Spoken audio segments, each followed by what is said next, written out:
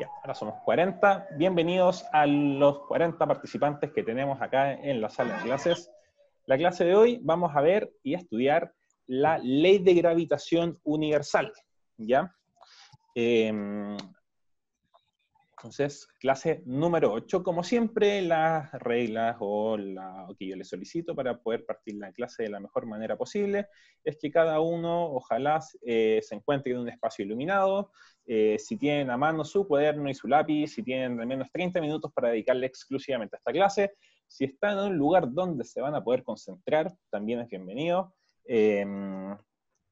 Saben que esta clase la hacemos todos, así que la participación de parte de ustedes es súper importante, ya que la clase la hacemos todos, y siempre que tengan dudas me pueden preguntar, siempre con respeto, siempre me pueden interrumpir ahí en mitad de la clase para preguntarme si algo no quedó claro. Yo feliz de responder todas sus dudas. Tengo siempre acá el chat, ¿cierto? Y la ventanilla para ver quiénes son los que hablan. Así que sus comentarios los voy leyendo al mismo tiempo, si lo escriben en el chat o si me hablan nomás se sacan el silencio del micrófono y me pueden hablar. Recordarles los que se vienen sumando que por favor pongan su nombre y su curso en el chat para que queden presentes. Sí. Y con eso ya estamos listos para partir. Clase número 8, ¿cierto?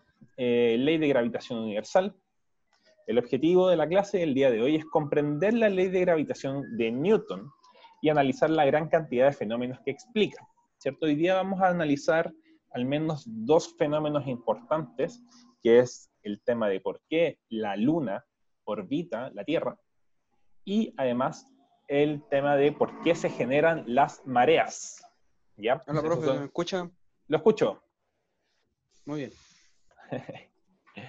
Así que nada, pues el temario de la clase es súper simple, es la ley de gravitación universal. Vamos a trabajar directamente con las páginas 120 y 121 de su libro de física. Si usted no tiene su libro de física, recuerde que lo puede descargar de la página del ministerio. Si no se sabe la página del ministerio, me la puede pedir a mí y yo le envío el libro en versión PDF para que lo pueda tener en su computador o en su celular. Así que, respondiendo las preguntas de la clase anterior, la primera pregunta hacía referencia a la ley de Kepler, la segunda ley de Kepler, ¿ya? Dice, ¿es la segunda ley de Kepler la que explica las estaciones del año en la Tierra? Acá quiero dar la palabra a las personas que hayan hecho la actividad de la clase pasada, ¿cierto? A invitarlos a responder la primera pregunta, ¿cierto? Si acaso es la segunda ley de Kepler la que explica las estaciones del año en la Tierra. Si no se acuerda cuál es la segunda ley de Kepler menciona que la Tierra, o los planetas más bien dicho, se mueven más rápido cuando están cerca del Sol que cuando están lejos de ellos. ¿Ya? Entonces, yo les preguntaba acá si acaso esto finalmente, la segunda ley de Kepler explica las estaciones del año en la Tierra. A ver si alguien se aventura ahí a contestarme. ¿Quién se acuerde de la semana pasada? Sí, profe. Dígame, Esteban. Bueno, profe, a ver, la pregunta era esa, que si la segunda ley de Kepler decía que las estaciones, o sea, eran las causantes de las estaciones. Ajá. ¿Eso? ¿Sí? Esa misma, esa. Yo creo que sí. ¿Usted cree que sí? Sí. Entonces... Porque, bueno, sí, porque no sé si se ha dado cuenta que en cierta época del año los días son o más largos o más cortos. Ya. Yo creo que en verano los días son más largos. ¿Cierto, bien, profe? Sí, eso es verdad. Entonces, al estar más cerca del sol, que ahí es cuando es verano, la Tierra gira un poco más rápido, por así decirlo. Muchas gracias, Esteban, por tu respuesta. Es es una suposición válida creer que cuando nosotros estamos cerca del Sol, estamos en verano. Pero eso es falso. ¿Ya? Profe, porque debería estar, cuando es verano, el planeta está más lejos del Sol. Eso también es falso, estimado Luis. La explicación se basa en lo siguiente. No porque estemos más cerca o más lejos del Sol, se va a explicar las estaciones del año. Las estaciones del año, porque no tendría sentido, nosotros sabemos que en el hemisferio sur, cuando es verano, en el hemisferio norte es invierno, ¿cierto? La gran mayoría está de acuerdo con eso, ¿cierto? Entonces, no tiene sentido que cuando el planeta esté cerca del Sol, no sea en todo el planeta verano, ¿cierto? Sería ilógico pensar que el planeta se divide en dos y una parte está lejos del Sol y otra parte está cerca del Sol. El planeta siempre está junto. Entonces, cuando está cerca del Sol, no significa que estemos en verano, porque si no, todo el planeta estaría en verano. Todo el planeta está cerca del Sol. La explicación detrás de las estaciones del año es por el eje de rotación. Ustedes saben que el planeta Tierra no está así como el hemisferio norte, el hemisferio sur, y ese es si vemos el eje, este no está así realmente derecho, sino que esto tiene una inclinación. El planeta tiene una inclinación. Y eso es lo importante que entendamos, que esta inclinación que tiene el planeta, que hace que gire, esa inclinación hace que un polo esté más cerca del Sol cuando estamos pasando cerca del Sol y que el otro polo esté más cerca del Sol cuando estemos pasando lejos del Sol. Entonces imagínense lo siguiente. Tenemos un polo, que será el polo superior, y acá el polo inferior. ¿Ya? Cuando el Sol y el planeta están lo más cerca, de hecho esta inclinación es al revés, perdón, me acabo de equivocar. La inclinación es cuando estamos cerca del Sol, el polo que está más cerca del Sol es el polo sur. Es decir, nosotros en el hemisferio sur estamos en verano cuando estamos más cerca del Sol. Y cuando estamos lejos del Sol, el hemisferio que está más cerca del Sol, o que está apuntando al Sol, es el hemisferio norte. Ahora, la explicación es por qué en el norte los veranos son más calurosos que en el sur. Y la explicación se debe a la cantidad de agua que tenemos. Y esto es lo importante. Esta distancia, esta gran distancia que nosotros podemos ver entre el Sol y el punto más cercano y el punto más lejano, no son suficientes para decir que el planeta se va a calentar tanto que un verano va a ser más, la temperatura va a ser más elevada que la otra.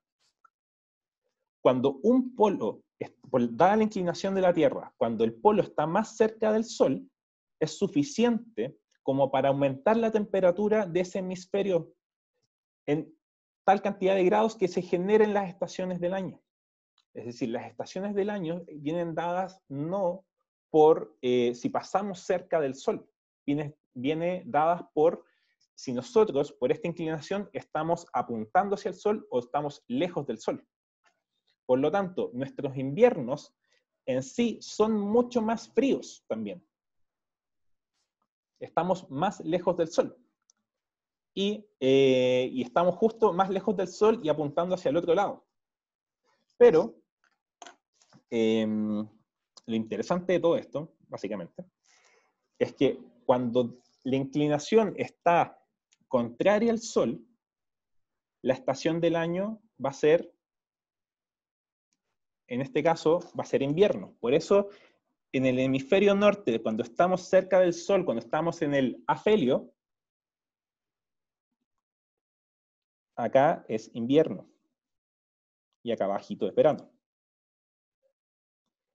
Pero la cantidad de agua que tenemos en la Tierra hace que este cambio de temperatura, que podría ser súper grande, sea pausado, sea como amortiguado, por decirlo de alguna manera. Ustedes, no sé si saben, pero el agua sirve mucho para controlar los altos cambios de temperatura.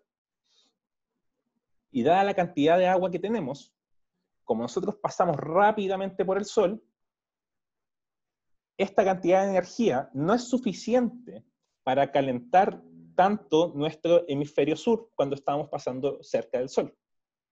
Cuando estamos pasando, cuando ya el Sol viene de, o sea, perdón, cuando la Tierra está de vuelta, es decir, se va acercando hacia la zona más alejada del Sol, perdón, este es el afelio, este es el perihelio.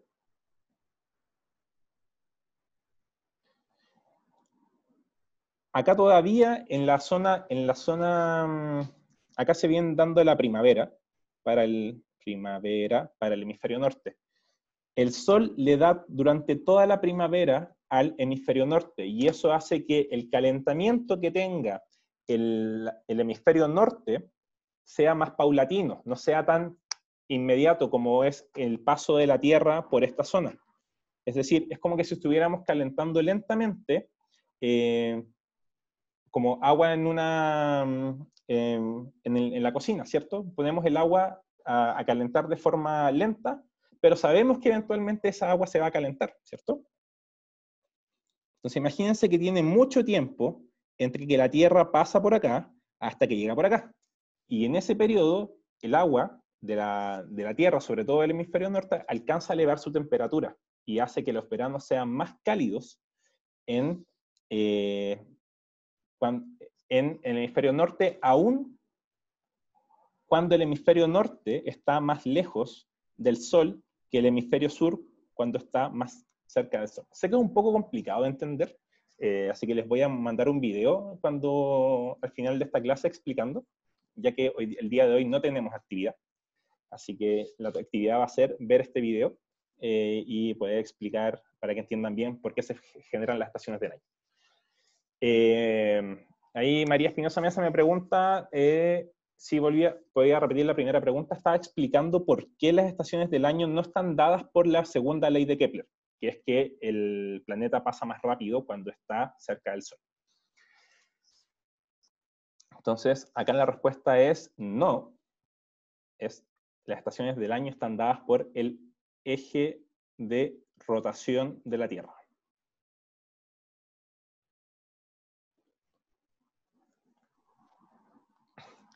2. ¿Por qué no podemos apreciar que en alguna época del año la Tierra esté más lejos o esté más cerca del Sol? Esto también se explica también por el eje de rotación, ¿ya? Porque dado el eje de rotación, nosotros tenemos invierno-verano, ¿ya? Y no podemos sentir esta diferencia de temperatura si estamos cerca o si estamos lejos del Sol. ¿Y por qué no podemos percibir que la Tierra se mueva más rápido en una época que en la otra? Esto se explica por la ley de gravitación universal, es decir, porque la Tierra tiene una gravedad tan grande hacia nosotros que no sentimos finalmente que la Tierra se vaya moviendo. Nuestros pies están firmes en la Tierra, nuestro cuerpo está firme en la Tierra, y esto hace que nosotros no podamos percibir que la Tierra se está moviendo más rápido en un momento que en la otra. Esta gravedad que nosotros sentimos, entre comillas, anula estos cambios de velocidades que tenemos en la Tierra, ¿ya? Profe, Entonces, dígame. ¿qué pasaría si la Tierra así de golpe así se detiene? Hay un video que lo explica muy entretenido, ¿ya? Así que lo voy a anotar acá, entonces les tengo que mandar 2 videos para seguir avanzando con la clase. Entonces les voy a... Bueno, su tarea de esta clase va a ser ver los videos para que aprendan esas cosas. Entonces voy a mostrarles el video de por qué se generan las estaciones del año. Y también les voy a mostrar el video, se les voy a dejar en los links de su Facebook, qué pasaría si la Tierra se detiene.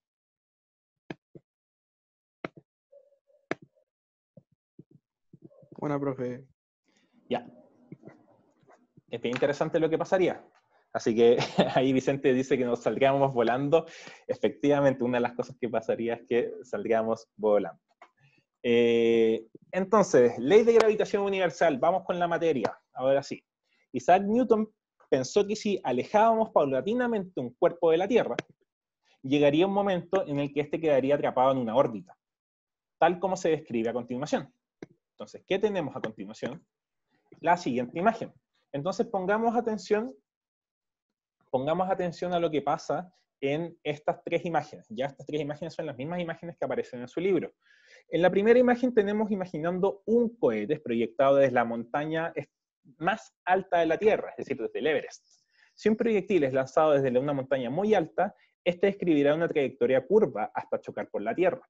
¿Por qué pasa eso? ¿Por qué finalmente este proyectil no sale disparado para allá?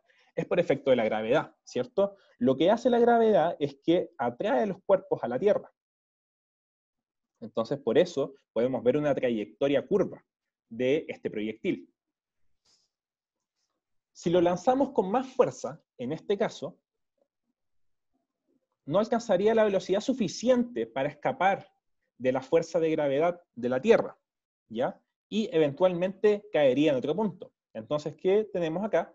Al aumentar la velocidad inicial del proyectil, la curva que describe su movimiento es mayor, pero aún así no es suficiente para poder escapar de la gravedad que tiene la Tierra, ¿ya? Entonces tenemos el primer caso que si lo lanzamos con una baja velocidad, en el segundo caso que si lo lanzamos con un poquito más de velocidad, esto alcanza una curvatura mayor, es decir, tiene una trayectoria más grande.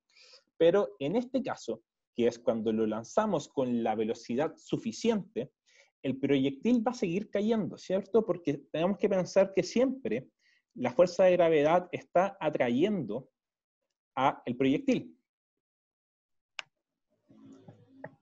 Pero esta atracción constante también hace que esté girando. Entonces, ¿qué va a pasar en este caso? Si la velocidad inicial es suficiente, el proyectil seguirá cayendo permanentemente, es decir, entrará en una órbita cerrada en torno a la Tierra. La velocidad en la que un proyectil tiene que ser lanzado se llama velocidad de escape. Esta velocidad de escape es la velocidad necesaria que necesitamos para la velocidad mínima que necesitamos para poder salir de la órbita. Si nosotros alcanzamos justo la velocidad de escape, nos vamos a quedar como este proyectil que está acá, que se queda dando vueltas en la órbita en torno a la Tierra. Pero si nosotros superamos la velocidad de escape, podemos salir de la órbita. Entonces, haciendo referencia a esta expedición tripulada que pudimos ver el día sábado, si no me equivoco. No sé si alguien la vio en esta expedición tripulada que hubo de la NASA con SpaceX, que salieron ahí para hacer una expedición tripulada después de casi 10 años hacia el espacio. Para que ellos pudieran salir de la órbita de la Tierra, ellos necesitaban una velocidad lo suficientemente grande para poder salir finalmente de la órbita. Y así no poder acercarnos. Vicente me pregunta si la velocidad de escape es velocidad Mach o es superior. No tengo bien claro el concepto de velocidad Mach, así que lo voy a buscar después. ¿Ya? Oiga, profe, ¿y qué pasa con la Luna? ¿Qué pasó con la Luna y qué pasa con la Luna? Muy interesante pregunta. La Luna orbita alrededor de la Tierra, ¿cierto? Tenemos nuestra Luna que da vueltas en torno a la Tierra, ¿cierto? Es decir, está atrapada en nuestra órbita la Luna. La Luna, imagínense que si la Luna hubiera salido de la Tierra, uno lanza... Igual está lejos, pues, ¿no, profe? Está lejos. Uno está muy lejos. De hecho, este ejemplo del proyectil es un ejemplo que es para que se entienda esto. Pero este proyectil perfectamente no podría ser un proyectil y podría ser una estación espacial, ¿cierto? Una estación espacial que nosotros hayamos mandado en el espacio y nosotros podamos ver ahí de repente pasando la estación espacial en las noches donde hay poca luz y muchas estrellas, ahí se puede ver de repente la estación espacial. Ahí Vicente después te responde esa pregunta ya para no complicar a lo demás, ¿ya? Entonces lo importante es que nosotros, todo lo que orbita alrededor de la Tierra son elementos que se quedaron atrapados en la órbita, ¿cierto? Es decir, tienen tal velocidad de que están atrapados en la órbita, ¿cierto? Giran en torno a la órbita, o son elementos que fueron expulsados de la Tierra y también quedaron dentro de la órbita. Entre ellos tenemos a la Luna. La Luna es un satélite natural que orbita la Tierra y nosotros podemos estar seguros de que la Tierra nunca va a ser, nunca va a chocar con la Luna, porque la Luna orbita alrededor de ella y no, la gravedad que ejerce la Tierra sobre la Luna no es la suficiente, no es la fuerza suficiente para poder atraerla y que llegue directamente a la Tierra. Es decir, podemos estar tranquilos ¿Y de la que luna también tiene gravedad o no, profe? la Luna, todo tiene gravedad, todo tiene gravedad. Ustedes también tienen gravedad, aunque no lo crean, ¿ya? Pero atrae Ok. algo así, algo más pequeño. Sí, obvio. Nosotros, el hombre cuando pisó la Luna, la razón de por qué cuando saltaba no se iba hasta el infinito y más allá, es porque la Luna también tiene una gravedad.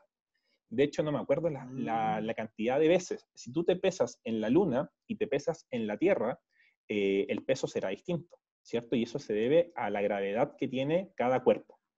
Así que vamos a hacer, en la próxima clase vamos a hablar sobre esta expedición que se hizo al espacio y vamos a hablar sobre este efecto de la gravedad, finalmente. Profe, ¿y las estrellas? Y las estrellas, bueno, las estrellas están muy lejos, demasiado, demasiado lejos para que la gravedad de un planeta tan pequeño como la Tierra pueda hacer algo. Pero cada estrella podría tener perfectamente su galaxia y su sistema de planetas, como lo es el Sol, que es la estrella que tiene como sistema el sistema solar. ¿Ya? Así que ahí las otras galaxias tienen sus propias estrellas también, pero hay estrellas que están ahí en el espacio, que no tienen cuerpos alrededor. Entonces, sigamos avanzando. Entonces, acá me preguntaban sobre la Luna. Entonces, al igual que la Luna, que no necesita motores para orbitar la Tierra, tampoco lo necesitan los satélites artificiales ni la Estación Espacial Internacional, que se encuentran dando vueltas en la órbita de la Tierra, ¿ya? Y eso se debe a que, finalmente, estos satélites artificiales y la Estación Espacial fueron llevados hasta la órbita de la Tierra y fueron dejados ahí. Y eso permite, finalmente, la atracción que ejerce la Tierra sobre los cuerpos, permite que giren, pero no tiene la suficiente fuerza para salir de la órbita tampoco.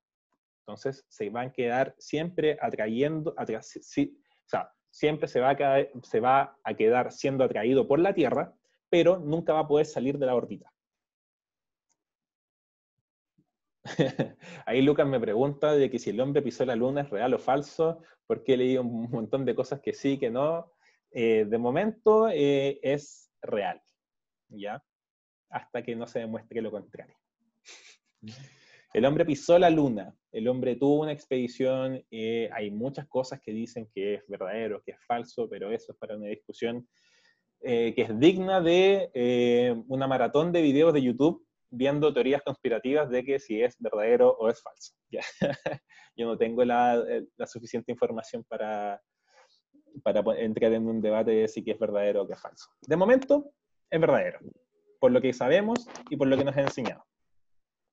Ahora, si cada uno quiere cuestionarlo, hasta que Anonymous confirme si es verdad o falso. Anonymous nos va a confirmar muchas cosas estos días que vienen. Si yo pisara la luna, ¿cómo lo escribiría? Lo escribiría de la siguiente manera. Imagínense en una situación donde usted cae con menos velocidad. Si usted salta, usted siente que inmediatamente va a caer. Entonces, la sensación que da la luna al caminar en la luna o saltar en la luna es que usted puede saltar más alto con la misma fuerza, porque la fuerza que ejerce la luna para atraerlo es menor que la fuerza que tiene la Tierra para atraerlo. Entonces, al tener menos gravedad, significa que yo con la misma fuerza podría saltar más alto, porque hay menos fuerza que me devuelva hacia la Tierra, en este caso que me devuelva hacia la luna. Por eso, en los videos de los astronautas que están en la Tierra, ahora sea esto verdad o sea falso, está bien replicado, porque finalmente como uno se mueve es de esta forma como lenta, que no cae tan rápido, ¿cierto? Porque la gravedad que ejerce la Luna es mucho menor que la gravedad que ejerce la Tierra. ¿Ya? Así que eso.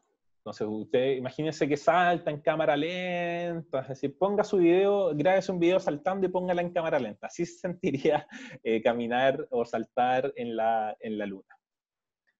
Vale, profe, ya me quedó todo claro. Y, entonces, sigamos. A partir de sus observaciones, Newton propuso un modelo conocido como la ley de gravitación universal. ¿Ya? Entonces, ¿qué significa esta ley? Es decir, Newton pudo apreciar que dos cuerpos se atraían, ¿cierto? Y a partir de muchas observaciones propuso la siguiente fórmula que está acá. Pero antes de entender la fórmula, vamos a leer lo que sale a la izquierda. Todos los cuerpos en el universo se atraen con una fuerza que es directamente proporcional al producto de sus masas e inversamente proporcional al cuadrado de la distancia que los separa. En lenguaje matemático, esto se expresa de esta manera. De la forma que está acá. Entonces tenemos que la fuerza de atracción gravitacional se escribe con F mayúscula, que es la fuerza con la que dos cuerpos se atraen. Acá tenemos la masa de los cuerpos que interactúan. La masa 1, en este caso, podría ser la masa de la Tierra. La masa 2 podría ser su peso. R cuadrado es la distancia de separación entre los cuerpos desde sus centros de masa. Usted tiene que entender que la Tierra tiene un centro, ¿cierto? Entonces nosotros, si queremos calcular la fuerza con la que la Tierra nos está acercando, tenemos que ocupar R cuadrado, es decir, el radio, la distancia que tiene la Tierra desde su centro hasta la corteza, ¿ya? Que son varios miles de kilómetros. Y acá la constante de gravitación universal, G igual 6,67 por 10 elevado a menos 11 Newton por metros cuadrados dividido kilogramos al cuadrado. ¿Ya? Chicos, les voy a pedir que si no van a conversar cosas que no sean de la clase en el chat, no lo hagan, ¿ya? Porque yo estoy pendiente del chat también si es que hacen preguntas de la clase, ¿ya? Así que si no van a conversar cosas que sean de la clase, por favor déjelo para después. Y después tenemos, bueno, entonces si ocupamos todas estas fórmulas, si tenemos la masa de los cuerpos, es decir, sabemos la masa de la Tierra, sabemos la masa de la Luna también, si quisiéramos saberla, sabemos la distancia de separación entre estos dos cuerpos. Mira, ¿sabía eso? ¿Sabía eso? No. Ya. Entonces, ¿Es tu profe? Sí. Bastián C. Ya. Tenemos distancia de separación entre los cuerpos y sabemos la constante de gravitación universal. Sabiendo todo eso, nosotros ya podemos saber la fuerza con la que podemos atraer distintos cuerpos. Usted también tiene gravedad. Eso era lo que yo le quería decir antes. Usted también tiene gravedad. Usted también atrae cuerpos, pero con una fuerza muy baja. ¿Por qué la gravedad de la Tierra es tan alta? Eso se debe finalmente a que la masa de la Tierra es muy alta también. No sé si ustedes han visto alguna vez Padre de Familia, es una caricatura estadounidense. Hay un capítulo donde habla exactamente sobre esto, donde que el perro, no me acuerdo el nombre del perro de la serie, le pregunta al padre de familia qué tan gordo está. Y para demostrarle que está muy gordo, lo que le hace es que arroja cosas alrededor de él, y como él es gordo y redondo, las cosas empiezan a orbitar alrededor de él, como si tuviera mucho peso. Entonces eso hace que la gravedad que tenga él sea muy grande. Entonces, acá lo importante de entender esto es que mientras más masa usted tenga, significa que usted tiene más gravedad, atrae con mayor fuerza los objetos. Júpiter y Saturno son muy grandes y muy grandes en masa. Eso también explica la cantidad de lunas que ellos tienen, ¿cierto? Que atraen finalmente distintos tipos de satélites naturales y ellos orbitan alrededor de la Luna, es decir, alrededor de Saturno y de Júpiter. ¿Qué más? Profe, Dígame. ¿cuánta gravitación tenemos nosotros en el cuerpo? ¿Cuánta gravitación tenemos en el cuerpo? Depende, usted lo puede calcular. Deme un segundo.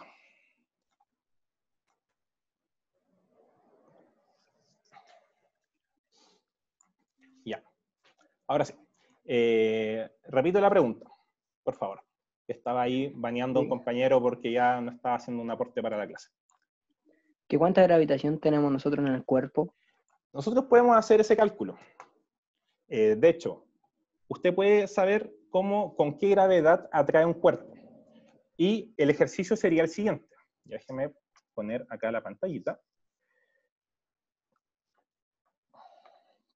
Entonces usted ocupa ese número, 6,67 por 10 elevado a menos 11. ¿Ya? Usted calcula la distancia que tiene con algún objeto en especial. Por ejemplo, si usted quiere saber cuál es la gravedad o la fuerza con la que atrae un objeto que está a 1 metro de distancia, acá lo que tiene que poner usted es 1 metro. Entonces, pone 6,67 por 10 elevado a 11, multiplicado por su peso. Acá supone su peso en kilogramos. Supóngase usted que pesa, no sé, 50, 60 kilogramos. Entonces acá pone 60 kilogramos. 6,67 por 10 elevado a 11 por 60 kilogramos dividido 1 al cuadrado, eso le va a dar la gravedad que usted tiene. Es decir, le va a decir la fuerza con la que usted atrae objetos que estén a 1 metro de distancia. Entonces, si usted aumenta la distancia, significa que la fuerza con la que va a atraer esos objetos va a ser menor. Ahora, si usted quiere saber la fuerza con la que atrae exactamente un objeto, usted tiene que saber cuál es la masa de ese objeto. ¿Ya? Y ponerlo acá. Y con eso va a poder saber cuál es la fuerza con la que atrae. Si usted calcula esta fórmula sin ocupar este número de acá, lo que usted está calculando es la aceleración con la que usted va a atraer un cuerpo. ¿Ya? Nosotros tenemos que acordarnos que la gravedad que tiene la Tierra es lo mismo que la aceleración. La aceleración de gravedad es lo mismo que la gravedad. Es decir, nosotros cuando estamos cayendo en caída libre, cada vez vamos cayendo más rápido porque la Tierra está acelerándonos. Es decir, está haciendo que recorramos distancias cada vez más rápido. Y bueno, usted podría calcular entonces cuál es la gravitación de cada uno, de cada persona. De esta manera. Entonces, usted lo único que tiene que hacer es ocupar la matemática. Si estuviéramos en clases, en la sala de clases, haríamos experimentos también con respecto a esto, pero no estamos en la sala de clases. Pero bueno, ya volveremos, ya volveremos. Para ir cerrando, la ley de gravitación universal de Newton tuvo enormes implicancias, ya que a partir de ella fue posible aclarar una diversidad de fenómenos. Por ejemplo, Newton explicó las mareas relacionándolas con la fuerza de atracción gravitacional que ejerce la Luna y el Sol sobre los océanos terrestres. Esto se muestra mediante el siguiente esquema. Entonces, ¿qué dice este esquema? Este esquema nos da dos cosas. Nos da el Sol, que se mantiene firme y fijo en su posición, y la Luna, ¿cierto?, que se va moviendo. Entonces, imagínense usted lo que está haciendo la Luna con el Sol, es hacer que ir atrayendo las mareas como alrededor de la Tierra, ¿cierto? Va atrayendo el agua alrededor de la Tierra. Esta agua es sensible finalmente a la Luna, ¿cierto? Si la Luna está más cerca o si la Luna está más lejos. Eso va a decir si tenemos mareas como fuertes mareas o tenemos como mar más quieto, ¿cierto? Entonces, en este caso de acá, en el primer caso, tenemos mareas vivas, ¿cierto? Tenemos el Sol y tenemos la Luna alineados, por decirlo de alguna manera. Es decir, nosotros vamos a tener mareas vivas, tenemos mareas que son atraídas dos veces finalmente por el Sol y por la Luna. Entonces tenemos mareas vivas.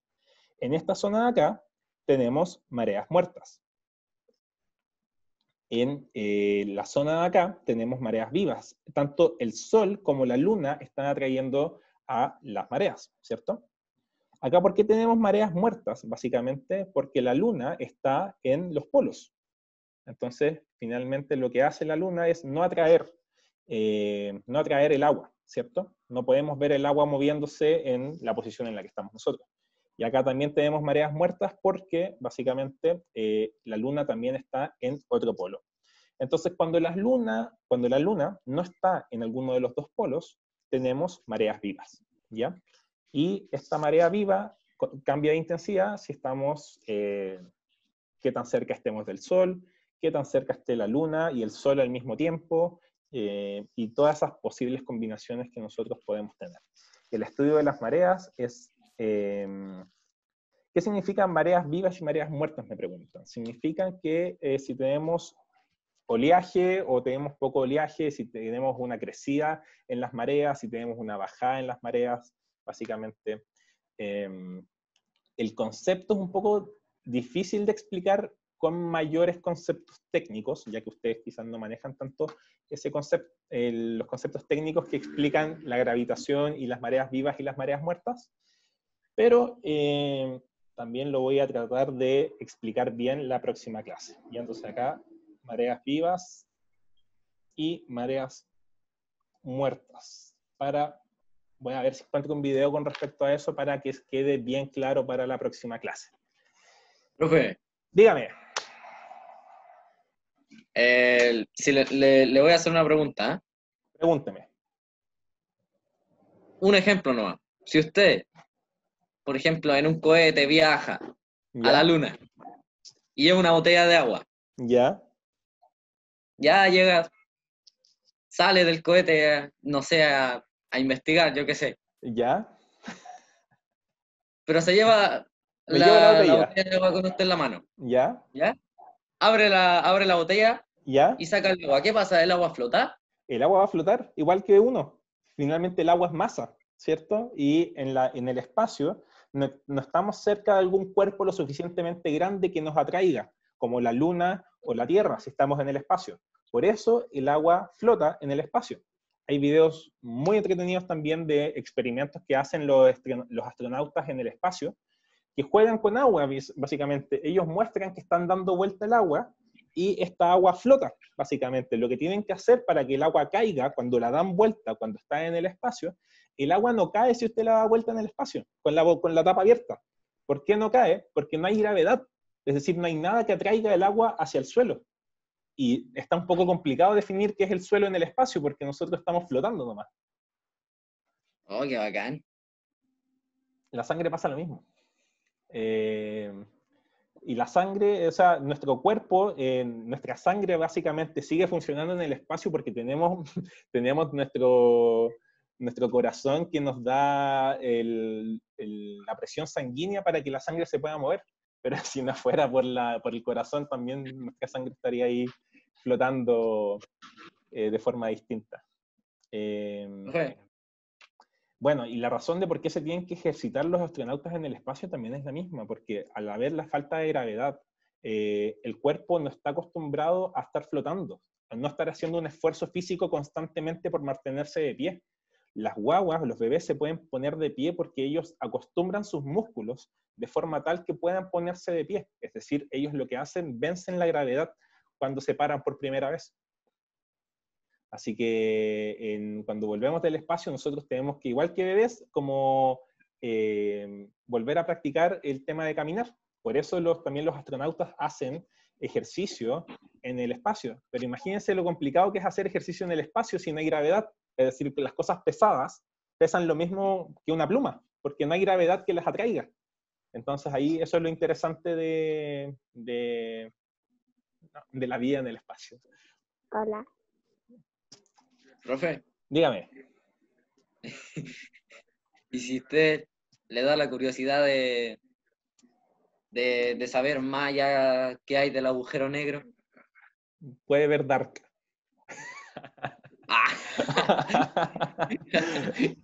No, pero ¿le interesa saber qué hay más allá? A mí sí, obvio que sí, pero ahí vamos a ir ¿O qué hay aprendiendo. adentro del agujero negro? Vamos a ir aprendiendo de a poco. De hecho, el año pasado recién se pudo tomar la primera foto de un agujero negro. Y esa foto tomó mucha memoria, fue muy complicado poder tomarla. Y también le damos el aplauso porque esa persona encargada de poder tomar una foto fue una mujer. Entonces ahí fue otra mujer súper importante para la ciencia, la primera en poder tomar una foto al agujero negro, ¿cierto? Un agujero negro que estaba en el espacio y que pudieron tomarle una foto. Ahí Iván nos dice que nunca entendió esa serie, yo la estoy viendo por segunda vez ahora y es bastante buena. La recomiendo verla por primera vez y después verla por segunda vez. Ahí hablan sobre los agujeros negros, sobre básicamente la existencia y la posibilidad de viajar en el tiempo. ¿Ya? Yo la vi por ahí, no me gustó. Es como 4 capítulos y dije, fome. Es difícil de entender al principio, pero denle una oportunidad. Es una de mis series favoritas, sobre todo porque tiene muy relacionada a la física. Otaku. Acabo de descubrirlo. ¿Quién? Benjamín Valdés acaba de hacer tirarse una referencia a Otaku. A ver qué. No. Dicen que no entiende esa serie. También Steingate también es una referencia a Otaku ahí para series de viaje en el tiempo. Steingate también Evangelion. Ya, Evangelion también es de Oiga, profe, ¿ya terminó? ¿Le falta mucho? No, esto es lo último. Esto es lo último, así que perdón si nos alargamos un poco con la clase. Es que me cago, profe. Ahí, con respeto, Ya. Por respeto, por Dios. Ahí están sus compañeras presentes también y todo, así que con respeto. Profe. Deme un segundo y responde las últimas preguntas al final de la clase, ya para cerrar la clase. Respecto a los efectos gravitacionales de la Luna y el Sol sobre la Tierra, es importante mencionar que la Luna y el Sol, además de producir las mareas en los océanos, también generan en la corteza y en la atmósfera, por otra parte. Las mareas han ido reduciendo la rotación, las mareas han ido reduciendo la rotación terrestre, ¿ya? De unas 8 horas a 24 horas hoy, respecto al Sol. Además, la Luna nos muestra siempre la misma cara, porque las mareas que le produjo la Tierra en el pasado terminaron por frenar su rotación respecto de la Tierra, ¿ya? Esto es un poquito más complejo de entender, pero son como datos anexos a la clase. Y bueno, estas son la actividad individual que iba a haber, pero la voy a dejar como opcional. Para las personas que quieran como ahí investigar más sobre las mareas, sobre la fuerza de gravedad, el efecto que tiene la gravedad en el tema del planeta. No es obligatoria porque van a tener 2 semanas sin actividades, según el colegio, así que aprovechen estas semanas para ponerse al día de las actividades que les faltan. Y espero que después de esas 2 semanas vean muchas más actividades puestas para que ahí el Salón de la Fama del... ¿Ninguna clase? Se supone que ninguna clase debería tener actividades estas 2 semanas, ¿ya? Así que van a tener tiempo para ponerse al día con las actividades que faltan y todo. Si quieres saber qué actividades le faltan, me puede hablar y yo le digo feliz. Y eso, chicos, sería todo la clase de hoy, así que ahora contesto las preguntas ahí del chat. Profe. Dígame. Esas 2 semanas, ¿vamos a seguir teniendo clases o...? Van a seguir teniendo clases, pero no van a tener actividades. Ya. Profe, qué bacán su pelo. Gracias. Es que yo tengo el pelo hecho un desastre, profe. No, yo estaba ahí a pura máquina nomás cortándome los lados. Estoy calvo. Ya, chicos, eso ha sido todo la clase de hoy. Igual les voy a subir la actividad a sus respectivos Facebook. Agradezco la asistencia del día de hoy, agradezco la participación. Siempre es poder bacán conversar con ustedes y hacer más amena la clase. Acá me preguntan, últimas preguntas antes de que terminemos. Profesor, ¿qué pasaría si desapareciera el campo gravitacional de la Tierra? ¿Qué pasaría si desapareciera el campo gravitacional de la Tierra? Significa que nada de lo que conocemos tendría sentido, porque las cosas no se atraerían por efecto de la gravedad. Como bien vimos antes, gracias a la gravedad, gracias a la gravedad pudimos hacer, se pudo crear el universo, ¿cierto? Se crearon los primeros átomos y todo eso.